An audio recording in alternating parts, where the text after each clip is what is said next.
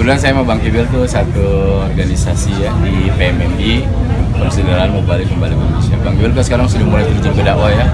Ini pengen berdakwah, membangun pribadi, mencari hidayah, mudah-mudahan lancar semuanya. Artinya kembali ke titik awal sebenarnya. Jadi Bang Kibil itu sekarang sudah mulai ingin berdakwah lah, nggak pengen popularitas lagi gitu, istilah kata bahasa salah seperti itu. Mudah-mudahan kita doain dapat hidayah yang luar biasa, menerima segala macam aturan, kemudian sabar dalam menghadapi segala ujian, insya Allah bisa. Nah kalau titipannya, no comment sih katanya. Cuman bolehlah sedikit memberikan satu solusi karena memang saat ini Bang Kibil lagi disorot abis nih gitu loh, dengan permasalahan yang kayaknya udah lama nggak kelar gitu ya. Sebenarnya sih permasalahan ini permasalahan yang ringan ya, permasalahan yang nggak harus dipublikasikan, ini kan intern ya. Cuman memang kadangkala kenapa bisa dipublikasikan ya, kadangkala mereka ingin ini dipublikasikan supaya tahu atau apa, saya nggak ngerti gitu ya. Cuman dasarnya gini aja, untuk permasalahan yang sekarang ini, kenapa Bang Kibil juga nggak datang? Mungkin satu, jujur ya, ada sesuatu yang harus nggak bisa ditinggalkan. Yang kedua memang nenangin diri kali ya. Gitu ya, salah satunya sendiri ya, nenangin diri gitu kan. Intinya untuk permasalahan yang sekarang ya dialami oleh Bang Kibil, bukannya Bang Kibil nggak nerima. Saya yakin Bang Kibil juga nerima. Bang Kibil sudah belajar, sudah menjadi seorang pendakwah, ngerti harus bersifat sabar gitu ya. Cuman memang mesti diselesaikan secara rasional gitu. Permasalahan menikah ini sekarang lagi heboh ya gitu ya, karena menikah gitu ya. Artinya kalau secara sahabat gitu kan, bukan berarti Bang Kibil mesti mengalah, udahlah biarin aja gitu. Cuman kan ketika hidup bersama dipersatukan oleh Allah, minimal berpisah juga karena Allah kan begitu ya. Artinya bertemu dengan baik, berpisah dengan baik, tidak ada publikasi yang membuat nama mereka masing-masing anjlok jatuh kan begitu. Kalau saya melihatnya enggak juga nyalahin Mbak siapa tuh, saya agak lupa. Maggie. Oh gitu ya. Oh, Maggie juga enggak. Tadi nyebut kalau gitu lupa ya. dari mobil. Enggak juga nyalain Bang Kibilnya. Cuman begini, ada satu aturan yang memang harus dipatuhi. Aturannya adalah aturan hukum agama begitu. Jadi ketika seseorang menikah gitu, tapi masih berstatus istri orang, ini jujur secara agama haram, dosa hukumnya. Selama ini mungkin kita akui, saya sendiri ya. Ini dalam nih Bang nih. Makanya gue minggir. Ini dalam nih Bang nih. Artinya kan nggak ada statement ketika di media atau di publikasi Bang Kibil menceraikan gitu ya. Saya belum dengar bahasa itu.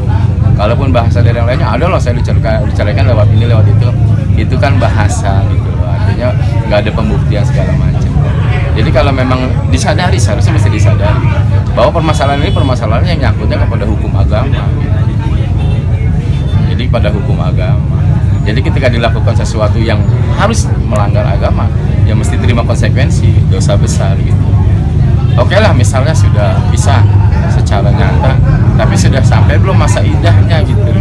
Kan ada aturan lagi masa idah. Itu tuh yang dipikirkan itu harus dipikirkan, harus lebih nanya lagi kepada orang yang lebih tahu.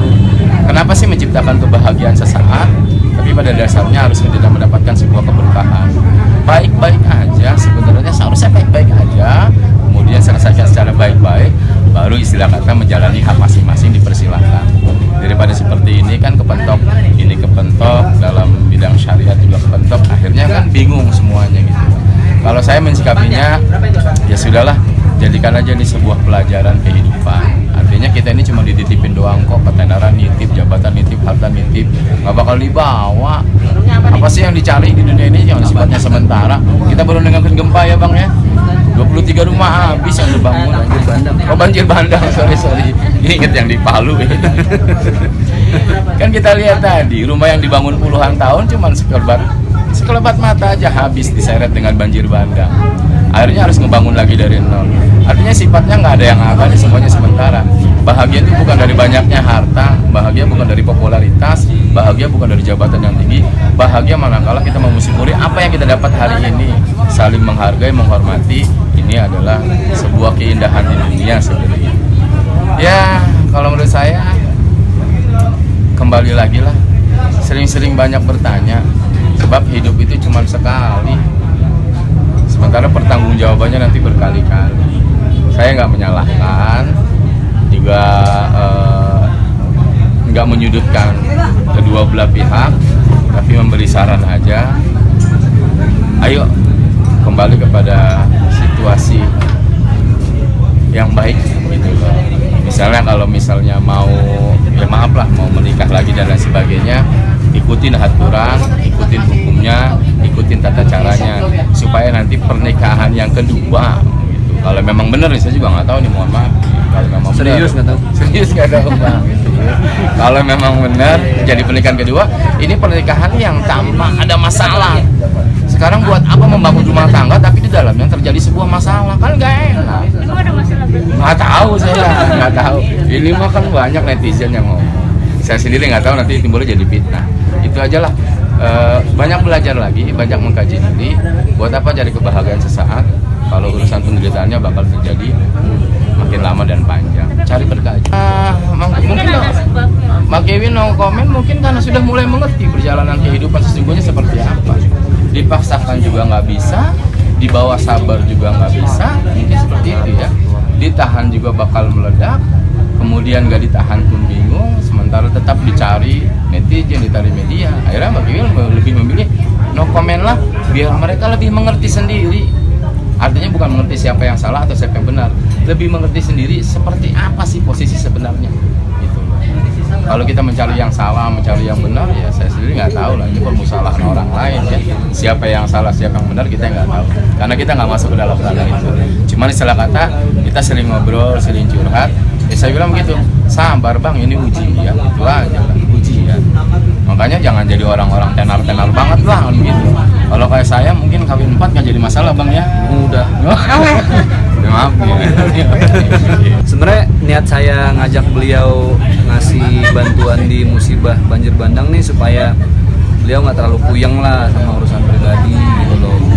Jadi lebih refresh lagi. Ya kita lihat korban jadi lebih bersyukur gitu loh. Ternyata di tengah-tengah kita punya masalah, banyak orang yang lebih masalahnya tuh nggak nanggung-nanggung gitu. Rumahnya sampai jebol, pabrik rotinya sampai udah nggak produksi, anaknya sampai nganyut dan lain sebagainya.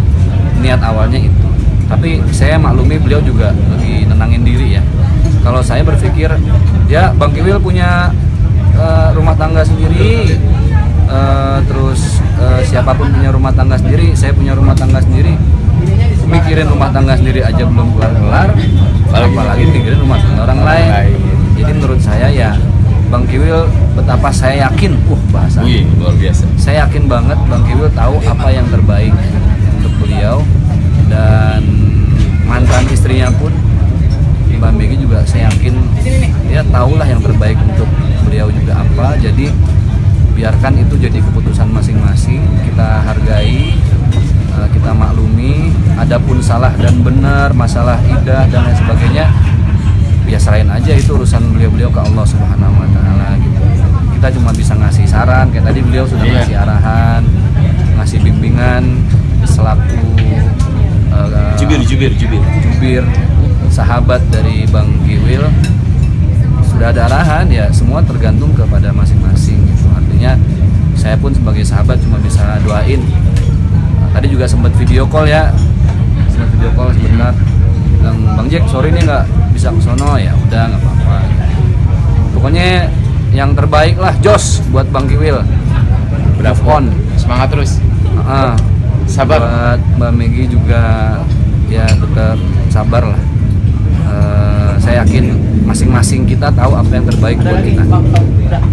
Itu Mbak Megi yang paling tahu lah, saya yakin lah. Artinya kan kita nggak pernah tahu ya daleman rumah tangga orang tuh kayak apa. Selama ini kita mungkin terlalu pinter ya menilai rumah tangga orang lain, tapi kita nggak sama sekali nggak tahu dalamnya kayak apa. Jadi kita husnuzon itu pertama. Kalau itu memang benar dan sah, alhamdulillah. Kalaupun enggak, ya itu urusan beliau sama Allah lah. Kita cuma bisa sekedar ngasih arahan dan ngingetin. Kalau dalam ini konteksnya Islam nih, jadi potong nih ya. Ntar nggak, biasanya nggak masuk nih. Jadi sebaik-baiknya seorang wanita ketika diceraikan oleh suaminya, benar-benar diceraikan ya, ada ucap talak secara lisan, maka perempuan yang diceraikan itu masa iddahnya 3 bulan 10 hari. Kalau perempuan yang ditinggal mati, wafat sama suaminya 4 bulan 10 hari. Kenapa beda sebulan? Karena buat yang ditinggal wafat sama suaminya ada masa berkabung 1 bulan, itulah Islam. Dan ternyata hebat, Al-Quran mengatakan 3 masa bersih, 3 head, 3 kali head seorang perempuan, baru di situ terjadi rahim yang netral. Kenapa harus 3 bulan 10 hari? Supaya ketika dia menikah lagi udah jelas-jelas memang tidak ada